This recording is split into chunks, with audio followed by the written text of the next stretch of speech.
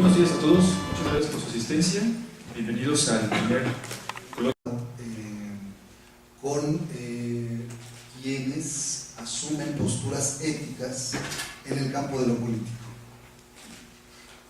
Esto no es nuevo, por supuesto. Ha habido muchas discusiones desde Maquiavelo sobre la separación de los campos y sobre la separación de una esfera que corresponde a un ámbito individual, quién sabe si exista, que es el de la ética, y una esfera que es el de la acción, que es el de la política, ¿no?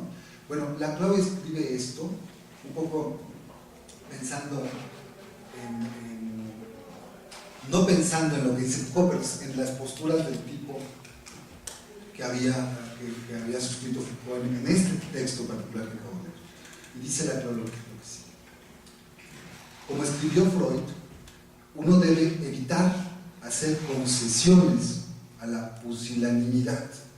Digamos, en este sentido, Foucault sería un pusilánime, es decir, hace muchas concesiones al mismo movimiento, ¿no? Una de las principales formas que toma esta pusilanimidad en la actualidad es el reemplazo del análisis por la condenación ética.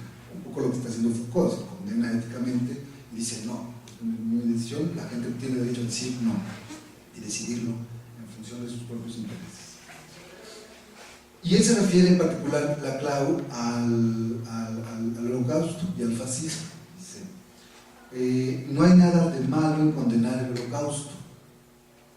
Lo que es incorrecto es que esa condenación reemplace a la explicación, que es lo que ocurre cuando ciertos fenómenos son percibidos como carentes de toda causa racional comprensible.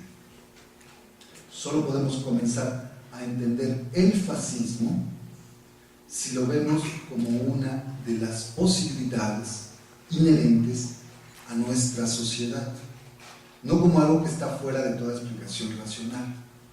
Bueno, estoy jugando con estas ideas porque son discusiones que tuvo Laclau con otros teóricos, por ejemplo con Judith Butler o con el mismo Cicero, y esto lo discutían a cuenta de los temas que ellos trataban en el seminario de Essex de Laclau, que eran temas de análisis del discurso, pero sobre todo de crítica, ¿sí? Y que hacían referencia a las cuestiones de violencia de nuestro tiempo.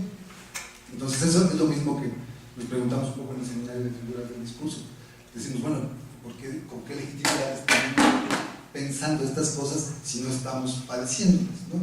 Y entonces viene la discusión sobre el Primo Levi y toda esta discusión sobre el testimonio y el holocausto y la víctima, es que si la víctima solo puede hablar por delegación, etcétera, etcétera, y nosotros simplemente estamos pues reproduciendo un sistema de dominación que intentamos cuestionar, ¿no?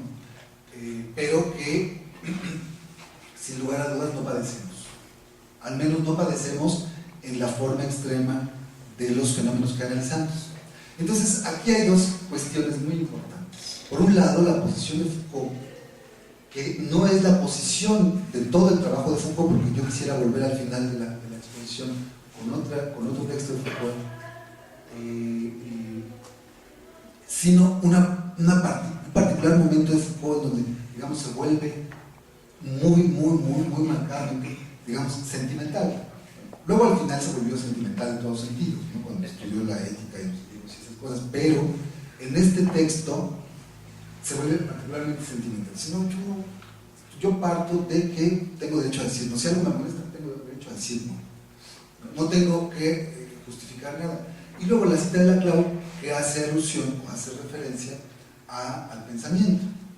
Digamos, antes de toda acción política debemos reflexionar sobre las causas de los fenómenos de violencia que nos están azotando, ¿no?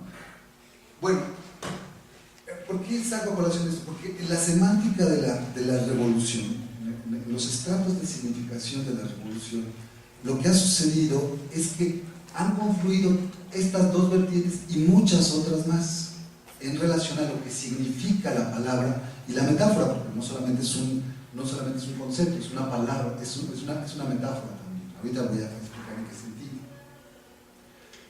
Y quiero entonces hacer como un recorrido sobre esa semántica, poner algunos ejemplos históricos, porque claro, los conceptos implican derivaciones empíricas concretas, ¿sí? Y luego quiero volver a la discusión Cónfuto, ¿no? Bueno, voy a empezar a leer y trataré de explicar lo más que pueda esto, que repito, bueno, pues tiene que ser tomado como algún apunte preliminar sobre el asunto, ¿no? Voy a seguir muy puntualmente reflexiones del historiador Reinhard Husserl sobre el concepto, la metáfora, la semántica y la pragmática de la palabra revolución.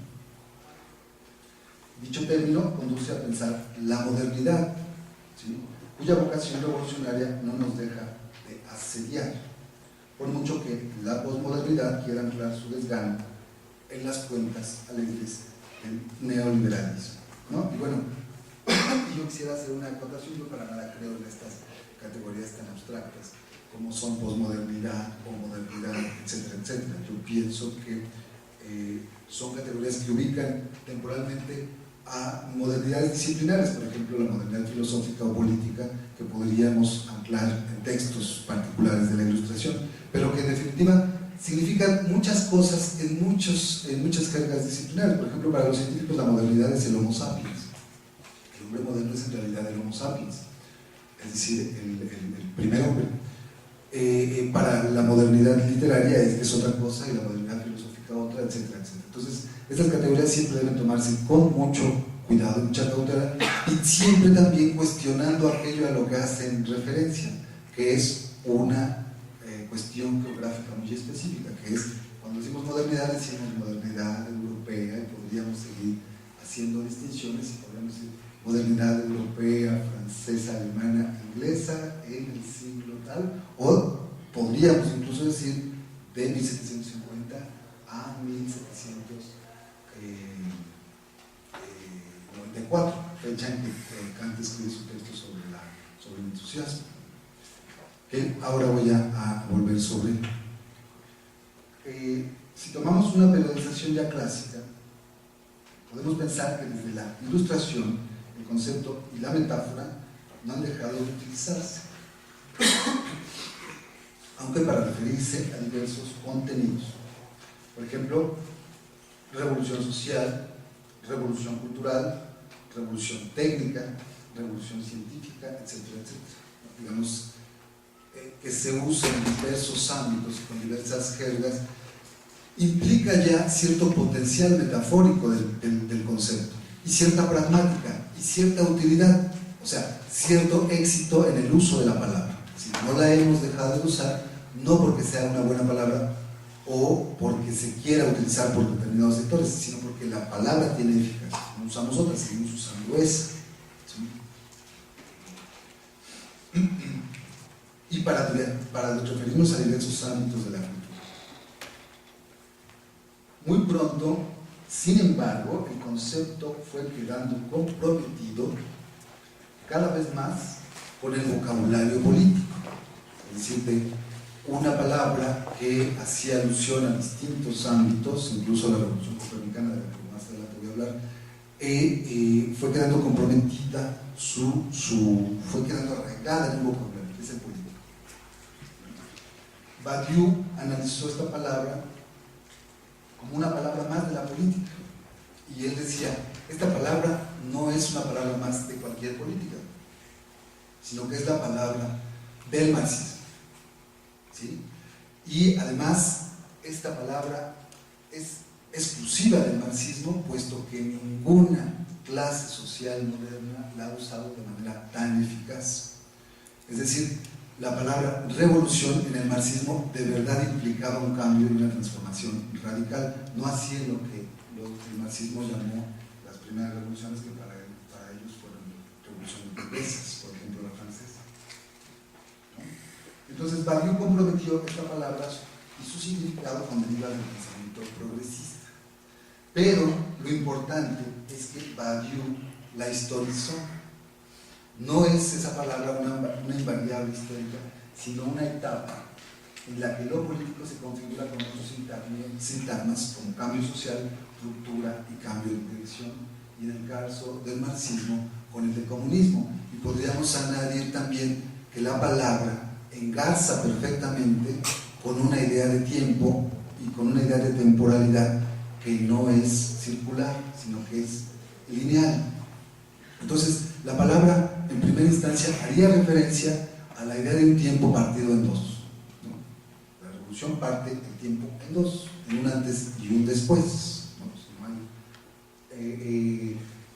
Y eso asimismo podría ser la conjugación de la palabra revolución con la conjugación de la palabra moderno, ¿sí? Si la idea de que el tiempo es lineal, que se parte en dos, es una cuestión moderna. Por eso la cuestión de que lo moderno convierte a lo viejo en clásico es una dialéctica que nosotros aún tenemos, ¿no? Y comporta también el significado de la palabra revolución. ¿Sí?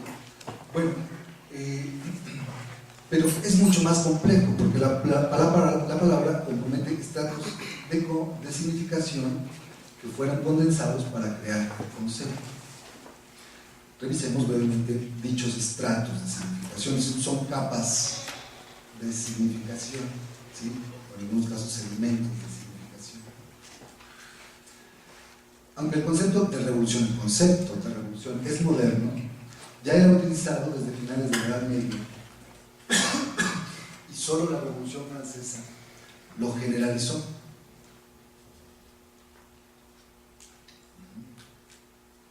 El concepto abarca, por un lado, campos de experiencia y contenidos muy diversos, separados y que no necesariamente coinciden.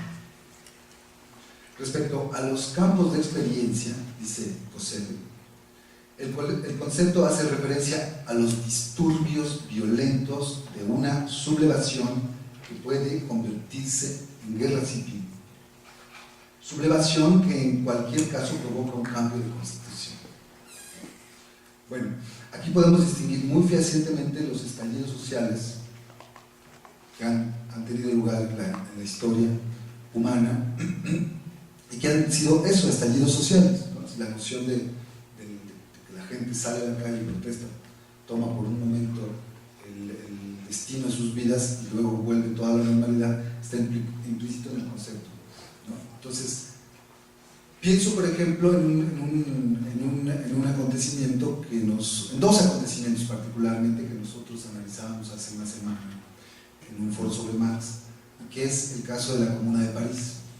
Cuando la Comuna de París, a cuenta de la revolución, de la guerra franco-prusiana, pues los obreros toman París parece que fueron 72 días, y gobiernan París, se toman el ayuntamiento, la commune, solo significa ayuntamiento, toman eso, y durante tal o cual tiempo hacen determinado tipo de reformas, por ejemplo, hacen la escuela pública, masiva, mandan a los clérigos a vivir de limosnas como lo hacían los viejos cristianos, hacen comités de mujeres, etc. Hay un estallido que cambia por determinado momento las relaciones de dominación. No las invierte, sino que las hace horizontales.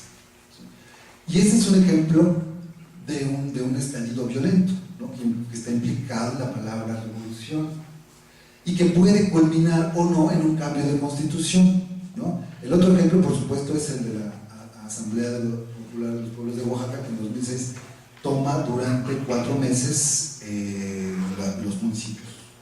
La Asamblea se erige como el único gobierno. De hecho, hay diversos estudios en donde se asocia la forma de organización de la comuna con la de la Asamblea Popular de los Pueblos de Oaxaca. Incluso decía Gustavo Esteban en este foro que les platico sobre Marx, decía, bueno, es que a veces llegábamos por las noches a las acampadas y leíamos el texto de Marx sobre la guerra civil en Francia, que es el texto sobre la Comuna, y la gente que no lo conocía pensaba que estábamos describiendo lo que estábamos viviendo nosotros. O sea que hay ciertas similitudes, pero son, digamos, son más bien excepcionales, ¿no? Porque normalmente esos estallidos que son muy sangrientos, que normalmente terminan en represión por parte del Estado, derivan no en una nueva constitución, sino, ni en nuevas relaciones sociales, sino simplemente eso, ¿no? Voy a tratar de explicar esto simplemente en cambios de poderes, ¿no? En esto que Kant llamaba, o se preguntaba, bueno, si destruimos un poder, ¿qué no vendrá un poder más grande? A lo mejor. Y destruir el poder no es darle más poder a ese poder que se erige como nuevo. Entonces, todas son cuestiones que implican a la práctica y a la semántica de la revolución, ¿no? Bueno, pero por otro lado, el concepto gira en torno a la semántica de un cambio profundo de más largo plazo, un cambio estructural que tiene su origen en el pasado y que puede afectar el futuro. Entonces, quisiera que retengásemos estas dos primeras acepciones. Por un lado, la revolución es un estallido violento, hace referencia a tal, y por otro lado, es un cambio social de alcance más estructural y más profundo, y de más largo plazo. No es un momento, no es un periodo, ¿no? Podríamos decir, es una revolución que transforma ciertas normas, ¿no? Puedo pensar en lo que hoy llaman los del Comité Invisible de París, la revolución que viene. La revolución que viene ya está, la estamos viviendo, solamente que no la hemos estudiado como académicos, pero ya la gente ya vive de otra manera a como vivía en un pasado que según eso la oprimía. O otro ejemplo, puedo pensar que es el de los zapatistas. Los zapatistas tienen un proceso revolucionario de muy largo alcance, que lleva ya alrededor de 30 años, en donde con muchas derivas y con muchos problemas han logrado transformar cierto tipo de relaciones, ¿no? Entonces, revolución, o la revolución cultural china, o esto que yo les decía al principio, el tipo de revoluciones que hacen referencia no al campo político, sino al cambio cultural, ¿no? Sí, hay revoluciones que cambian cierto tipo de experiencias, de percepciones, que son más estructurales y de más largo alcance. Entonces, para empezar, tenemos dos sentidos de la palabra: estallido y cambio estructural. Pero, como dijimos, no solo hace referencia a experiencias muy concretas de la historia, sobre todo de Occidente, sino a contenidos muy diversos que se utilizaron, digámoslo así, premodernamente, y que luego se asociaron con la semántica que le dio la modernidad a la palabra. Bueno, en primer lugar, la palabra revolución significó agitación política definida por los grupos gobernantes. Es decir, la palabra revolución es un tipo de agitación que viene definida desde arriba. Si los gobernantes dicen hay una revolución, hay que conjurarla. Y en este sentido se nombra como tumulto, turba, sedición, conjuración o rebelión, ¿sí? Y este contenido es muy particular porque no hace referencia a ningún cambio social, hace referencia al descontento de un grupo dentro de un grupo social más grande, que no necesariamente implica la destrucción de los bandos. Y en este sentido, esta palabra se utiliza en el vocabulario jurídico medieval un poco como la famosa contraposición platónica de la stasis y del polos. Digamos, la stasis, que es la guerra intestina entre amigos, y el Polemos, que es la guerra contra los bárbaros, la guerra contra el extranjero. Entonces, en este sentido, para que no haya Polemos, debe haber antes Stasis, o debe haber antes una turbamulta, una sedición, una conjuración, para mantener, que las conjuraciones se hacen en nombre de mantener la estabilidad de las relaciones sociales que nosotros deseamos. Pero esto siempre viene definido desde el Estado. Entonces, este primer contenido premoderno haría referencia a una definición que hacen los gobiernos respecto a los disturbios sociales. Y el segundo, podríamos decir, es una perspectiva neutral: discordia, cambio, movimiento, ¿sí? Disturbios que no necesariamente hacen referencia a un poder que establecido nombra desde afuera la sedición, sino que ningún poder puede reivindicar para sí una plataforma, un plan de acción que sea generalizable bajo sus principios. Y yo pienso que podemos pensar en la tradición liberal aquí, es decir, en el hecho de que todos tenemos en una constitución liberal derecho a la revolución. Si la revolución no es la excepción a lo jurídico, sino que es un derecho, pero un derecho que es neutral, es decir, que se hace en nombre de, no del desacato de un mandato, ¿sí? No se hace en nombre es neutral porque trata de mantener el orden, ¿no? Cuando Locke habla del derecho a la revolución, él piensa que estos derechos se hacen en nombre de que los que han desobedecido la ley son los gobernantes, y por lo tanto hay que hacerles la rebelión para mantener la neutralidad del Estado, es decir, cuando han actuado de manera facciosa. Y bueno, entonces es una perspectiva venida de arriba hacia abajo, impuesta, y que regula la noción de turba, multa, disturbio, tumulto, una perspectiva neutral. Y una tercera perspectiva sobre la revolución sería la que hace referencia a la que más conocemos, ¿no? Esta es un tercer grupo que describe a los disturbios como un título de legitimación de arriba hacia abajo. Es decir, como un descrédito de la legitimación, perdón, de los de arriba o los de abajo, ¿sí? Este contenido refiere la necesidad de dirigir una lucha armada contra los tiranos, contra la dictadura.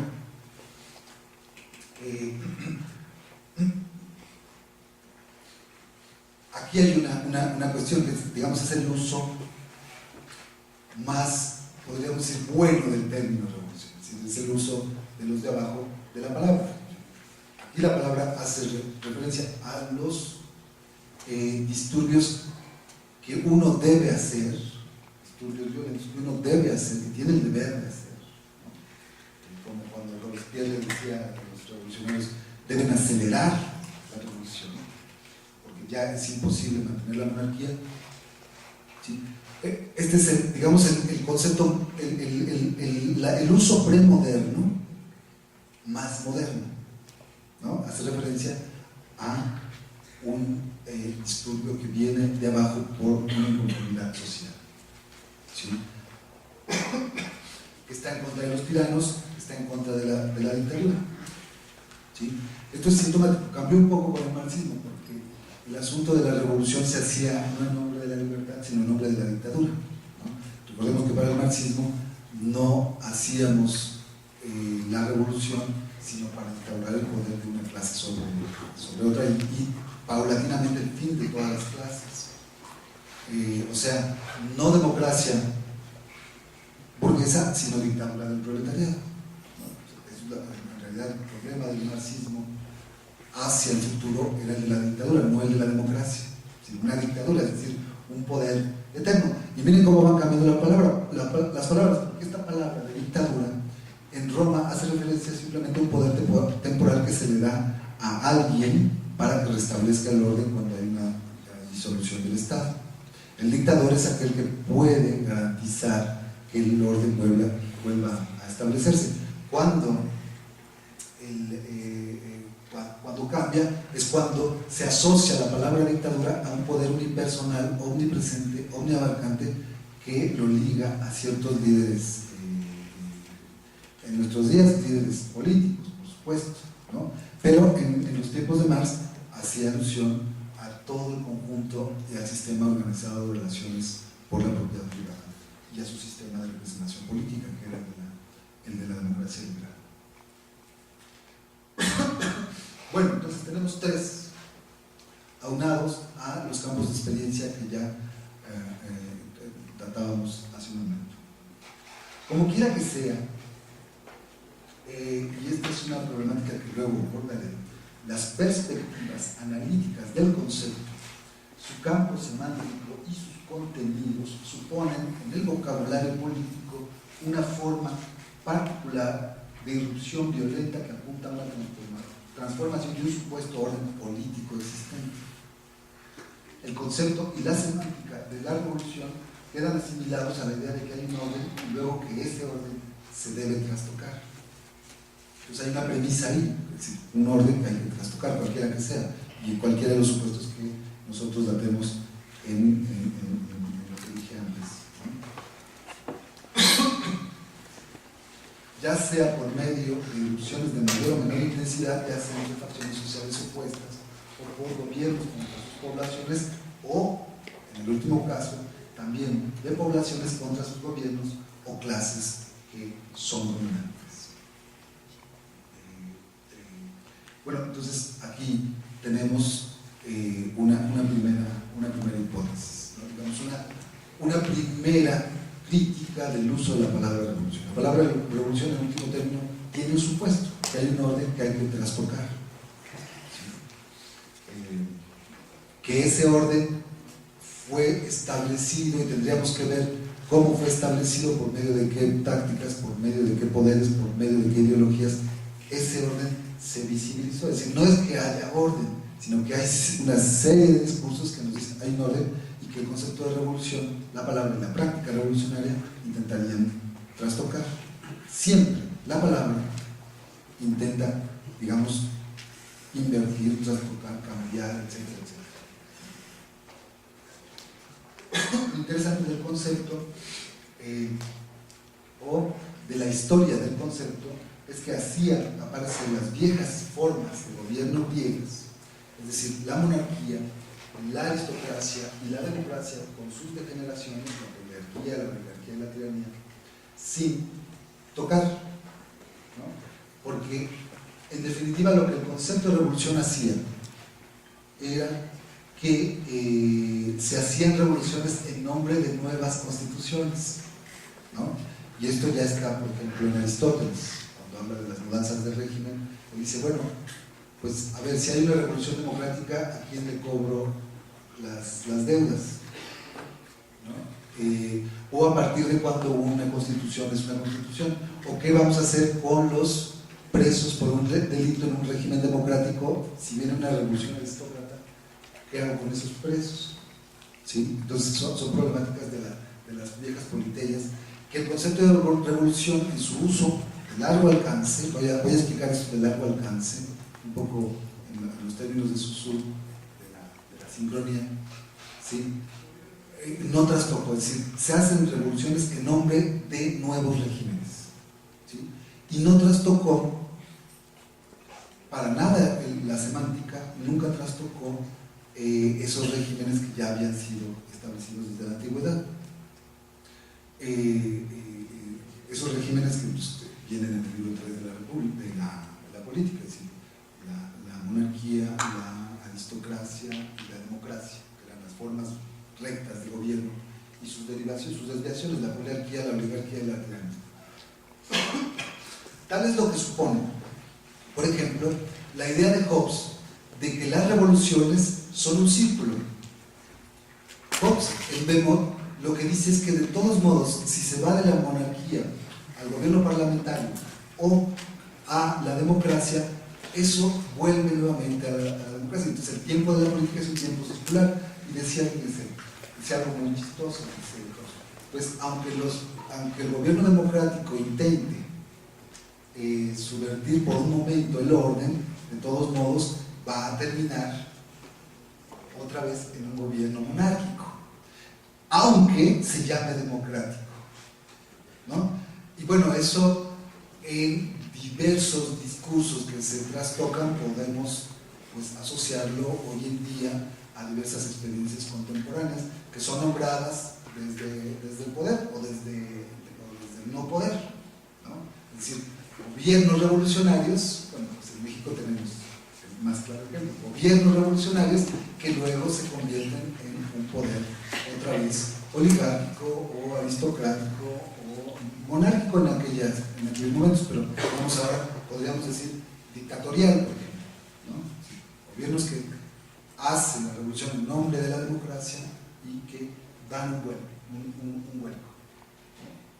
Entonces, pero eso lleva implícito también el concepto mismo de revolución, lo voy a decir porque cuando analicemos la metáfora.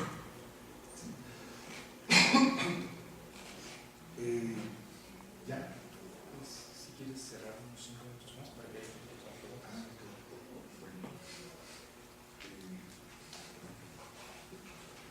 Dice Ecosele sobre este punto que las formas de gobierno griegas, a pesar de los cambios fundamentales producidos en la historia europea, siguieron siendo aplicables sin entrar en contradicción con los datos de la experiencia ni con las posibles expectativas.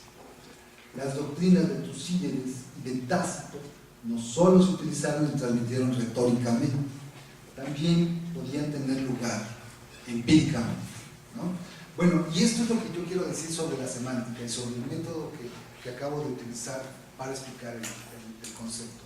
Y es que cuando hablamos de una palabra, por supuesto debemos hacer alusión a su significado, a su uso y a su valoración. Pero también debemos hacer alusión a su referencia, a sus estratos de significación. Y esto es un poco tomado pues, de la lingüística, digamos. Hay palabras, bueno, todas las palabras, digamos, podríamos decir, para utilizar una proposición dogmática, todas las palabras tienen estratos de significación diversos. Y esos estratos de significación diversos arrastran los contenidos y la significación de otros estratos. Y se van acumulando, se van condensando o se van desplazando, ¿sí? Entonces, ese es un poco lo que yo quiero hacer con estos contenidos de la revolución. Voy a terminar un poco abruptamente, justo para que podamos discutir un poco. Pero en resumidas cuentas, quisiera, porque falta la parte de la revolución como metáfora, la metáfora estrictamente revolutio, lo único que significa es retirar rodando, y la usaban los teólogos medievales para referirse al retiro de la piedra del sepulcro de Cristo. Entonces, pero luego se trasladó a una cosa muy interesante, que era la cuestión de que revolución también significa una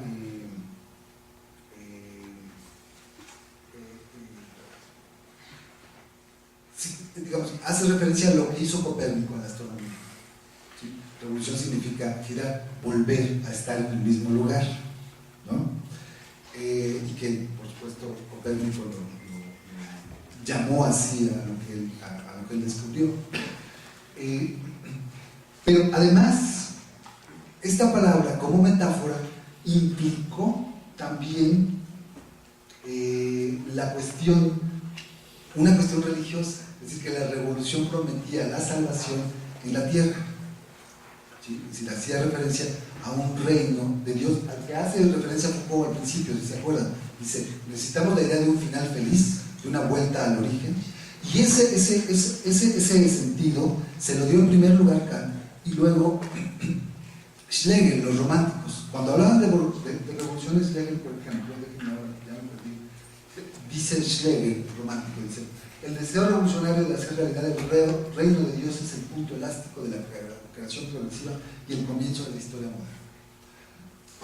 Bueno, me falta un poco de desarrollo teórico, pero quisiera hacer un poco un resumen y terminar con lo que les quería plantear esta mañana. En primer lugar, que la cuestión de la estrategia de interpretación, que es la cuestión de la sincronía y la diacronía. Todas las palabras no son conceptos ni identidades. ni identidad cerradas, sino que guardan estratos de significación y producen un concepto, es decir, una generalización.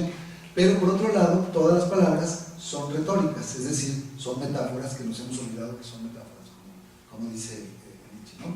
Bueno, no es la excepción con el caso de la palabra revolución, que va tomando sus elementos de muchas jergas, de la astronomía, de la religión, de la política, del vocabulario jurídico, de las viejas reflexiones griegas, etcétera, etcétera, en una condensación y un desplazamiento de la terminología.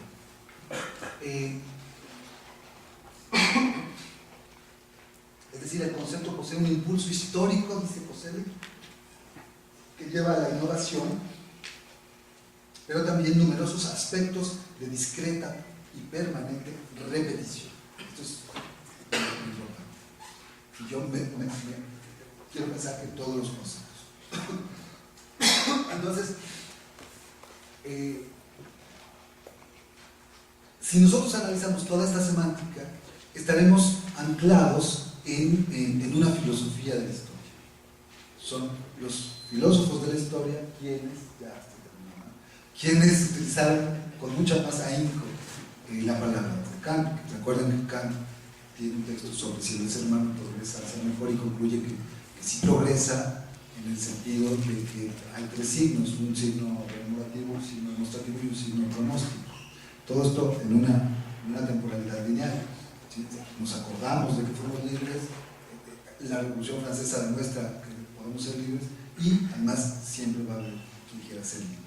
Y eso, dice Kant, bueno, podemos empatarlo con el entusiasmo del pueblo francés que vaya a quitar la cabeza al rey. Pero piensa los procesos sociales en una narrativa muy abstracta, la filosofía de la historia. Y quiero terminar con una cita de Foucault que pensaría la historia más allá del concepto de revolución, más allá de la metáfora de la revolución, sino como un proceso de batallas y de victorias, de batallas, de victorias, de luchas, de vencedores, de vencidos, y no necesariamente de órdenes que se trastocan. Bueno, al final de su trabajo también Foucault, que ya se ha vuelto romántico, le preguntan ¿qué piensa de la historia de los oprimidos de Benjamin?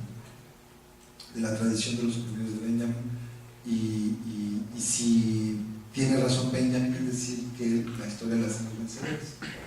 Y dice, pues sí tiene razón, pero a mí me gustaría hacer otra cosa, me gustaría hacer la historia de los vencidos. Entonces empieza a pensar, y es una entrevista, empieza a pensar y le resulta una problemática, que es, dice, me gustaría, porque le dice, bueno, se hace la historia de los prisioneros, etcétera, etcétera, de los excluidos, de los anormales, etcétera. Pero dice, sí, me gustaría mucho escribir la historia de los vencidos. Es un bello sueño que muchos comparten, ¿no? Hubiera leído a León Portilla, no hubiera tenido tantos problemas.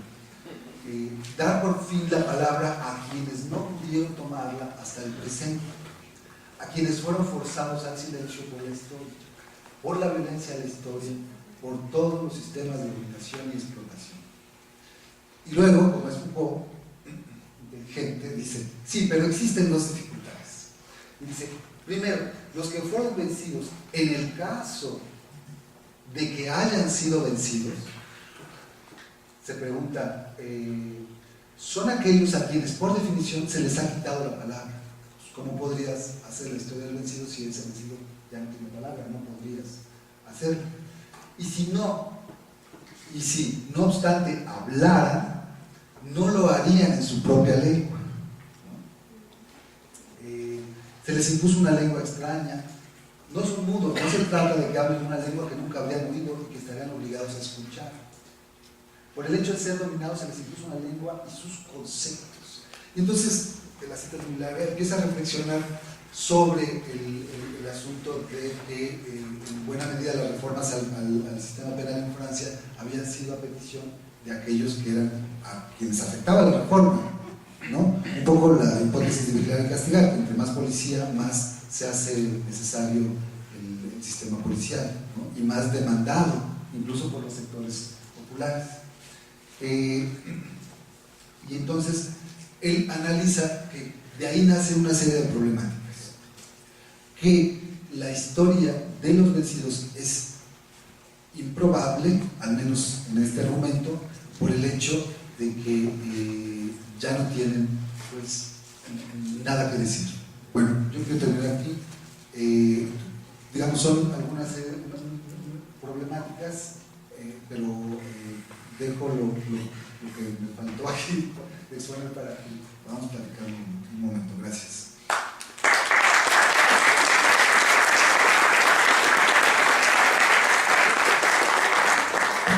Muchas gracias al doctor Armando Villegas por su conferencia. Vamos a abrir un espacio para preguntas y comentarios. Vamos a intentar que sea un poquito breve porque andamos sobre el tiempo para poder dar inicio a la mesa estudiantil. Entonces, si alguien tiene preguntas, le vamos a pasar el micrófono. Compañero Altair.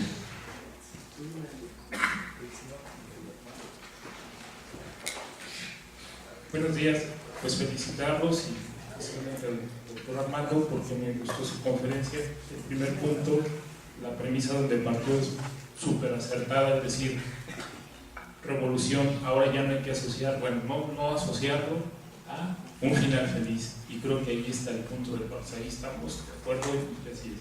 Ahora, lo que yo quisiera preguntarle es que si esto que estaba usted desarrollando tenía como propósito construir de alguna manera una imagen dialéctica, o sea, lo voy a decir metafóricamente, o sea, tuvimos ahí el viernes pasado en Guanajuato la presencia del doctor Armando Bartra y nos explicaba cómo entender una imagen dialéctica, ¿no?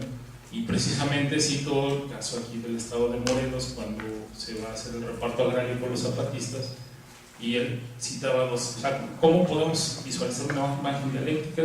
Tenemos pues una poligonal para hacer el reparto de tierras, pero tenemos una figura que ustedes conocerán mejor, se llama el tecorral, o sea, lo que las piedras, o sea, las veredas que se van haciendo como linderos sobre el terreno, es decir, los campesinos de aquí de Morelos, a los ingenieros, y miren, no queremos poligonales, queremos tecorrales, ¿no? Pero esto es precisamente, si no se trata de excluir pues ni lo occidental ni la tradición, sino que es una convivencia, que es una inquietud que yo tengo en lo particular. Pero ya en concreto la pregunta es, ¿trataba usted, pero me parece, construir una especie de imagen dialéctica, ¿no? Porque precisamente si ahora, me gustó mucho el concepto de revolución, pues está todo este final feliz, toda esta novela, todas estas quizás revoluciones burguesas que sí se dieron con en esa tesitura de la Ilustración, pero sin embargo ahora pues si pensamos conceptualmente la revolución, pues vamos a caer o vamos a justificar lo mismo, y ahora se trata más bien como de resistir, de subvertir, o sea, y subvertir no quiere decir simplemente, bueno, vamos a hacer violentamente una revolución, sino es no caer o no ser arrasados por toda esta enajenación, por toda esta alienación. Esa era mi pregunta nada más. Gracias.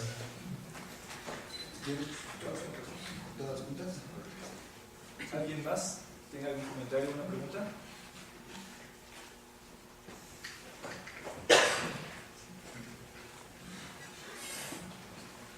Buenos días, Armando, me gustó tu conferencia, gracias por ampliar el concepto de revolución, muy rico. Y yo lo que te quería preguntar es lo siguiente, en todas las acepciones que manejas de revolución, ¿hay un carácter de visibilidad de la revolución? La revolución tiene que ser estallido violento, tiene que ser tumulto, tiene que ser revuelta. Parece que si no tiene este carácter de hacerse visible y visible de una manera bastante violenta, entonces no es revolución. Pero ¿qué posibilidades ves tú de algo que podríamos llamar revolución, como cierto cambio de estructura, lo que tú manejas aquí, pero en otra forma de hacer las cosas, más discretas, como por abajo del agua, que nadie se dé cuenta? Estoy pensando en la propia visión de los vencidos, que dice Foucault, bueno, no tienen voz, se las quitaron, pero no es del todo cierto, hay ahí un mestizaje. Estoy pensando en la propia conquista, o estoy pensando, un ejemplo que veía ayer en un programa donde les dicen a los indígenas, pónganles alas a los angelitos, pero ellos no conocen cómo son las alas europeas, entonces les ponen alas de águilas a los angelitos, ¿no? Entonces ahí habría una afirmación, una significación del vencido, que no es tan vencido. O estoy pensando en el caso de China, que pues sí, históricamente se supo de la revolución cultural de China, pero de pronto no se supo cuándo fue la otra revolución en China que la convirtió en lo que es ahora, ¿no? Tal vez no nos dimos cuenta, no nos avisaron, o qué es lo que pasó. Entonces, ¿qué posibilidades ves tú de revolución o de un cambio en estos movimientos no tan aparatosos, no tan tumultuosos? ¿Alguna otra participación? Entonces, continuamos con las respuestas. Bueno, no sé exactamente si hay una imagen dialéctica en esta intervención, porque no conozco el concepto. Entiendo que es, a lo mejor alguien nos puede decir más bien de qué se trata la imagen dialéctica. Porque es un concepto de Benjamin que yo he leído un poco a este autor, ¿no? Pero más bien lo que trataba yo de hacer es construir, o más bien reconstruir, cómo se había formado el concepto y la metáfora de revolución, arrastrando semánticas anteriores y produciendo nuevas.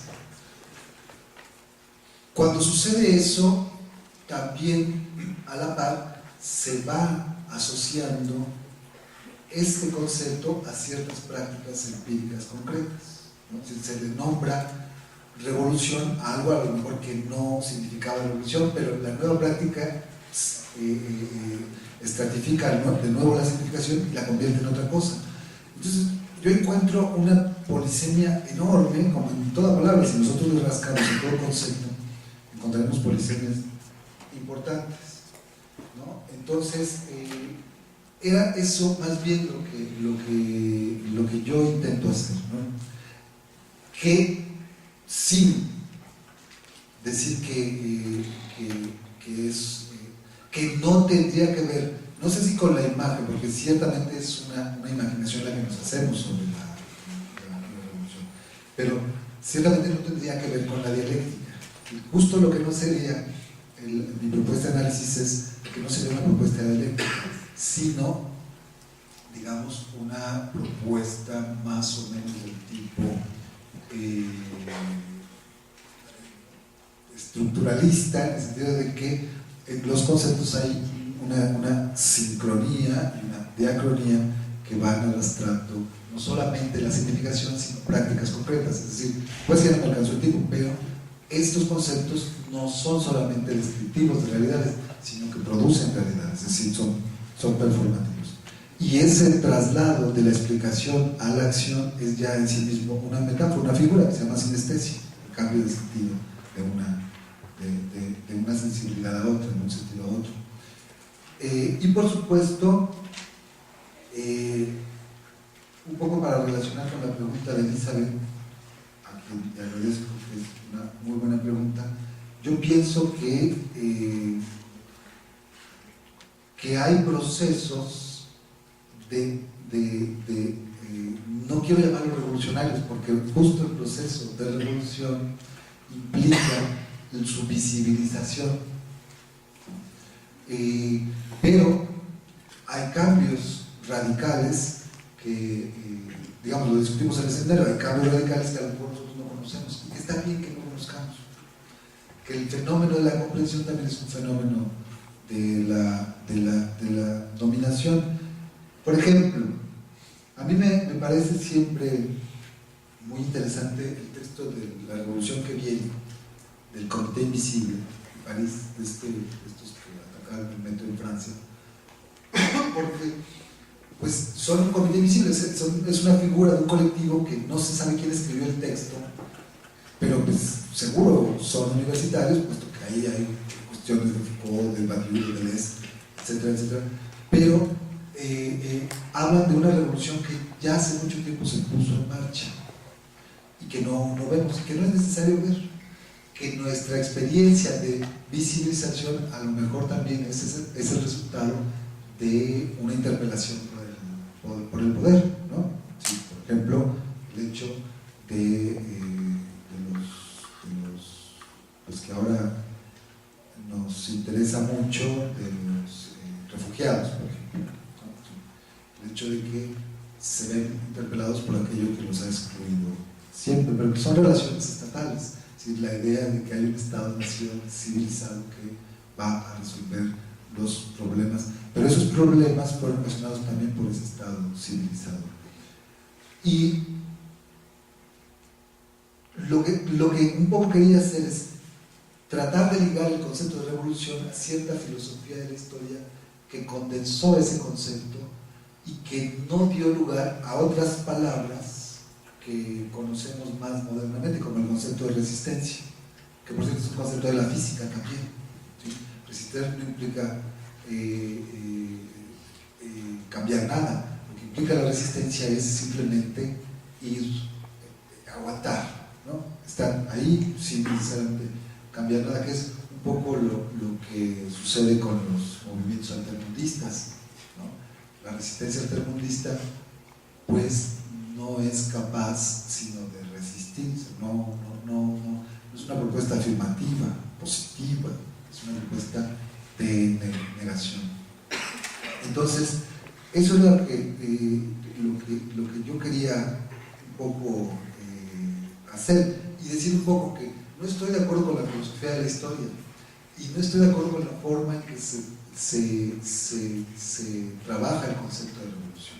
Me parece que es un concepto ideológico, un concepto ya muy empobrecido, a cuenta, digamos, de tanta significación, ya no significa tampoco mucho, como todavía se lo significó a Sorel.